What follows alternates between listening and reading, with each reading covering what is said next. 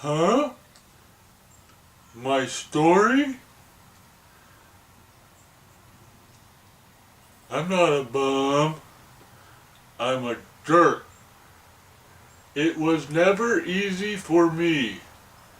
I was born a huge movie fanatic. Hi, I'm here to review a movie that I grew up with. Features one of my favorite comedians. I mean, I don't really, since he's not really working anymore or whatever, but, you know, I don't really think of him much anymore, but he'll always be, you know, ingrained and forever immortalized in these early classics. I think, is this his first movie? I want to say that The Jerk is his first movie, which could very well be true. Now, don't quote me. You know, I know a lot, but I don't know everything.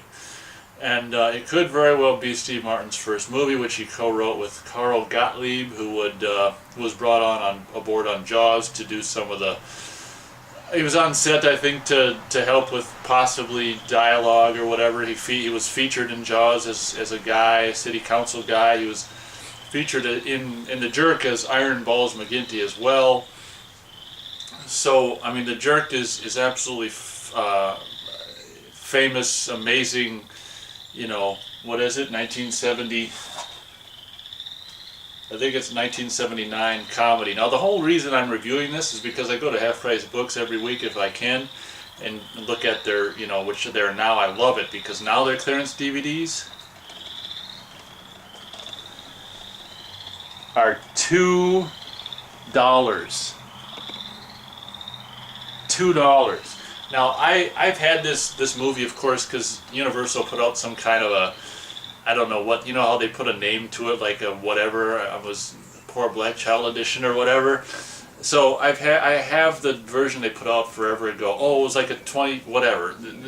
This version, which is, you know, anamorphic widescreen, it's got 5.1. But my only problem with that movie, if you watch my dual review, is that the 5.1 has added like gun sounds when what's his name is shooting at him, and there's no you know, there's no choice to watch original mono. So I found this at Half Price Books for $2, which is the first incarnation of it on Blu-ray, which is full frame, original audio, original mono. This came out in oh my God, this DVD came out in 2000.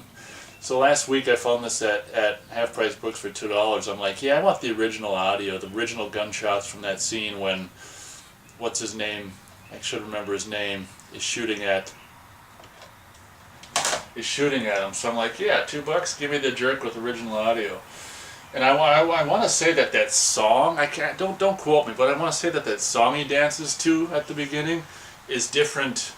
In some version it's different. I don't know what the hell version it is it's different in, but whatever. I'm here to review The Jerk. As you know, I absolutely grew up with this. In the 80s when he was doing Roxanne, like right around the time Roxanne came out and before, and Trains, Planes, like 87 and stuff, Steve Martin was my absolutely favorite comedian. I mean, I loved him, and I still love him in this classic stuff. I think Dead Men Don't Wear Plaid I should review as well, which I think they did after this. This is a Carl Reiner movie, and Carl Reiner did that, and that's absolutely phenomenal. That's one, I suppose, if I ever do my, this is kind of a teaser, a little bit of a spoiler, if I ever do my underrated movies video, that movie would probably be on the list for an underrated movie. I think that's a phenomenal achievement, Dead Men Don't Wear Plaid, and for reasons that I'll mention in that video or review video of Dead Men Don't Wear Plaid.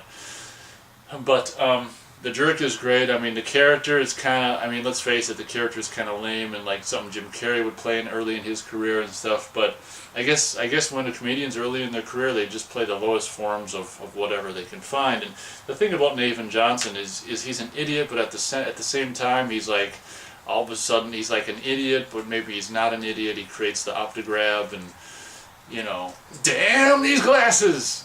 Yes, sir, I damn thee. Some of the best, I mean, some of those all-time iconic, classic, amazing humor in this movie I just watched within the last several days. And it's just like, oh my gosh, you know. One of the best lines in the whole movie, you know, the whole bits in the whole movie is, you know, my special purpose. And one of the best lines is when they're reading back that letter from Nave, and he's like, yeah, I should have more. I can't send much money this time, but I'll expect more money in the next letter as whatever the name of that bitch girl woman is. My girlfriend is promising me a blowjob. So expect more money coming because I'm gonna have a blowjob soon. That's probably one of the funniest damn lines in the movie, and the guy who's like the younger guy who knows what that means is like his reaction to it is priceless and makes almost half the comedy right there is great. And like grandma and even mom and dad don't know what the hell that means. Hey, you want to be president of Texaco Oil? Huh? Clean up the sink in there. Then I'll be president of Texaco Oil? Whatever happened to working your way up? He's in there for 10 minutes, and all of a sudden he wanted to be president. And the bit, this is my first son. Oh, you know why a woman like this is married to a guy like me? Or, I'm sorry, you know why a woman of this pulpitude is married to a guy like me? Because I make a very good living. If anything would happen at this station while I was here, this woman would leave me like, you know what I mean? Yes, sir. Whatever. And it's just like those people that pull up, and it basically, I don't really have to mention or describe what The Jerk is. It's just a series of, it's kind of way before Forrest Gump. In a lot of ways, Forrest Gump probably ripped off, probably a remake of The Jerk. But it follows, obviously, this tale of this guy, this tune on the radio. Well, like I said, I don't have to probably describe the movie, but yeah, whatever.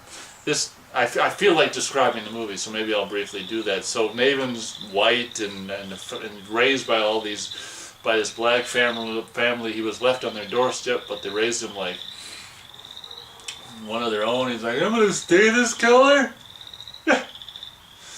And don't ever trust Whitey. If you find it, see a doctor and get rid of it. I mean, there's so much funny stuff in this movie. I've always been I gotta tell you that when the comedy movies have parts where they're like tragic or serious, I always let them take those serious parts. I always kind of, not in a big way, but getting very, very mildly sad, like towards the end when when he's walking out. Ever since I was a kid, I was always affected. Like if something's a funny, beautiful, amazing scene, I'd get affected, very strongly in a positive way or emotional way. And if there's a comedy that's got a scene where he's got his pants around his ankles and he's walking, he's going, I need this, I just need the pedal ball, this DVD, and that's all I need. That's it. Oh, maybe this too. That's all I need. It's like this tragic scene, which is a tragic scene, but it's played comedy. I always kind of got a little bummed out by that scene because it is tragic. I mean, here is everything, is just, everything he had is just whatever.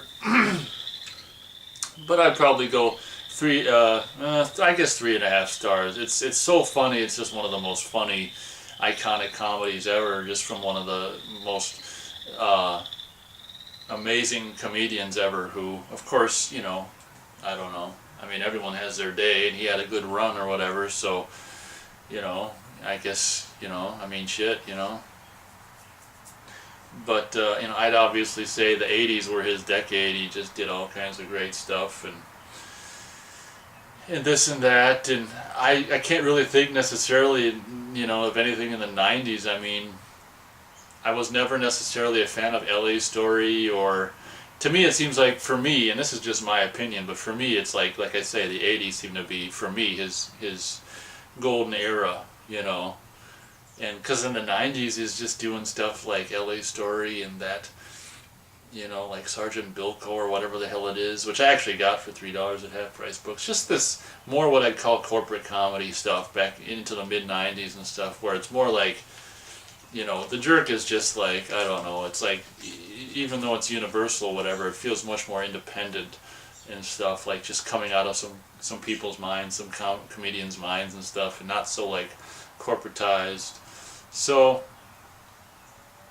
I guess I might as well just end it there. Did I say 3.5?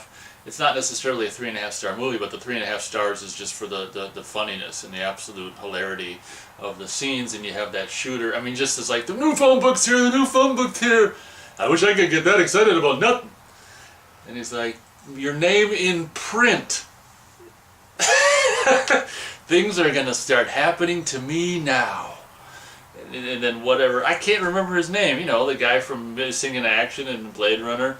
He's like, opens the phone book, Navin Johnson, or Johnson, Navin, whatever he says.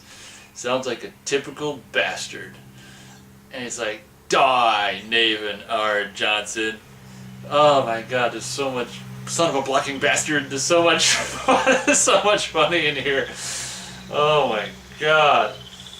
He hates these cans. Oh my god. You know, that's funny because originally the first version I had to rewatch this movie was taped off TV. And obviously they had to rename the dog. I'm trying to think of the TV edits. What the hell did they rename the dog to? I can't remember. But one thing I do know is that kid who had the word bullshit on it. I remember that her line was, did you see this one kid who's running around? He's wearing the shirt that says "bullshirt" on it, and I'm like, whatever. But you see the shirt, so I don't know how they edited around that. I wonder if would they have shot a whole separate shots with him wearing a different shirt? I'm just trying to think of shithead's name for TV. I don't know. Moron. Don't call that dog Hero. Call him Moron. I don't know. But obviously, you know, this is like an R-rated movie, so the first version I had, like I say, to watch it at home was taped off TV, because when we first got a VCR and stuff, there used to be, you know, they used to always have movies on TV, and every Sunday when you got a paper, you used to look with excitement, you know, at the paper and see what was going to be on so you could tape it. I remember all the bullshit of having to, you know, have the remote nearby so you could pause it when the commercial came up, and then being nervous about like, oh shit, is this going to be the next commercial? And then you didn't want to, because you'd inevitably end up missing some of the movie when it actually came back, and it's just like, oh, I'm glad those years are done taping movies off TV and with commercials and shit. Oh. So anyway, I guess I'm extending this a little longer than it needs to be. 3.5 stars for The Jerk. It's, in my money, one of the most seminal, amazing, just must-see comedies of you know, whatever, of all time, of the late 70s, early 80s. Must watch. Thank you for watching.